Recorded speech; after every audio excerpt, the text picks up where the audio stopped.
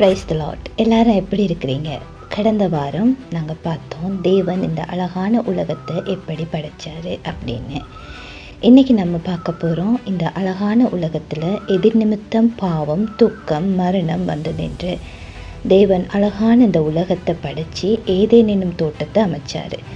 அந்த தோட்டம் எவ்வளவு அழகாக இருந்தது தெரியுமா? பல வர்ணமான பூக்கள், செடிகள், சுவையான பழங்கள் அங்கேயெல்லாம் வளர்ந்தன.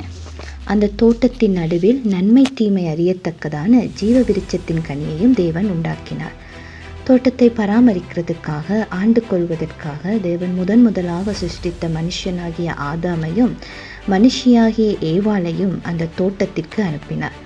தேவன் ஆதாமுக்கும் ஏவாளுக்கும் தோட்டத்தில் உள்ள எல்லா கனிகளையும் நீங்கள் புசிக்கலாம், ஆனால் நன்மை தீமை அறியத்தக்க ஜீவ விருட்சத்தின் கனியை மட்டும் புசிப்பதற்கு தேவன் தடை செய்தார்.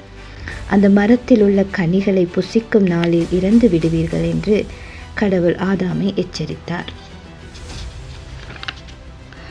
ஆதாம் ஏவாளும் மகிழ்ச்சியாய் இருந்தார்கள். அதற்கு பின் ஒரு நாள் ஏவாள் தனிமையாயிருக்கும் சந்தர்ப்பத்தில் தந்திரமுள்ள சர்ப்பம் ஒன்று வந்து நன்மை தீமை அறியத்தக்கதான கனியை பற்றி ஏவாளிடம் கேள்வி கேட்க தொடங்கிச்சு. சர்ப்பம் ஏவாளிடத்தில், தோட்டத்தில் உள்ள எல்லா மரத்தின் கனிகளையும் நீங்கள் புசிக்கலாம் என்று கடவுள் சொன்னாரா என்று கேட்டார். ஏவாளோ, ஆமாம், எல்லா கனிகளையும் நீங்கள் புசிக்கலாம், ஜீவ விருட்சத்தின் கனியை புசிக்கக்கூடாது, புசிக்கும் நாளில் நீங்கள் சாவீர்கள் என்று கடவுள் சொன்னார் என்று சர்ப்பத்தினிடம் ஏவாள் சொன்னார். உடனே சர்ப்பம் தந்திரமுள்ளதாய் இருக்கிறபடியால் கடவுளுக்கு முரணாக, இல்லை, நீங்கள் புசிக்கலாம், நீங்கள் நிச்சயமாய் சாக மாட்டீர்கள், நீங்கள் அதை உண்ணும் நாளில் உங்கள் கண்கள் திறக்கப்படும், நீங்கள் நன்மை தீமை அறிந்து தேவர்களைப் போல இருப்பீங்க என்று ஏவாளை வஞ்சித்தது. அப்பொழுது ஏவாள், ஆஹா, இந்த கனியை பார்வைக்கு நல்லது, புசிப்புக்கு இனிமையுமாய் கண்டு உடனே பறித்து புசித்து மட்டுமல்லாமல் புருஷனாகிய ஆதாமுக்கும் கொடுத்தார். அந்த கனியை புசித்ததும் இருவருடைய கண்களும் திறக்கப்பட்டது. தேவனுடைய வார்த்தையை மீறினபடியால் ஆதாமும் ஏவாளும் தோட்டத்தில் உள்ள விருட்சங்களுக்குள்ளே ஒளிந்து கொண்டார்கள். கடவுள் தோட்டத்தில் உலாவி, ஆதாமே, நீ எங்கே இருக்கிறாய் என்றார். ஆதாமோ என்ன சொன்னான் தெரியுமா? நான் நிர்வாணியாய் இருப்பதால் பயந்து ஒளிந்து கொண்டேன் என்று சொன்னான். அப்பொழுது கடவுள், நீ நிர்வாணி என்று உனக்கு சொன்னது யார் என்றார். புசிக்க வேண்டாம் என்று நான் உனக்கு சொன்ன கனியை நீ புசித்தாயோ என்றார்.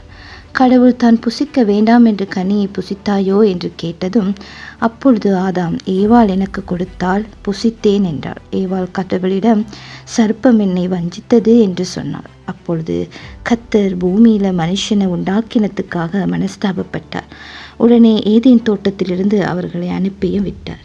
இந்த கதையில் நாம் கற்றுக்கொள்கிறோம் என்னத்தை என்றால், கடவுள் நமக்கு ஒரு அழகான வாழ்க்கையும் நம்முடைய வாழ்க்கையில் நமக்காக வைத்திருக்கும் போது, ஒரு செழிப்பான வாழ்க்கையும் நன்மையான காரியங்களை நாங்கள் வைத்திருக்கும் போது, கடவுளுடைய கட்டளைகளையும் நாங்கள் கீழ்ப்படியாமல் வேறு வழியில் நாங்கள் தெரிந்து கொண்டு நாங்கள் நடக்கும்போது நித்திய ஜீவனை நாங்கள் இழந்து பாவம் என்னும் மரணத்துக்குள் நாம் கடந்து போகிறோம்.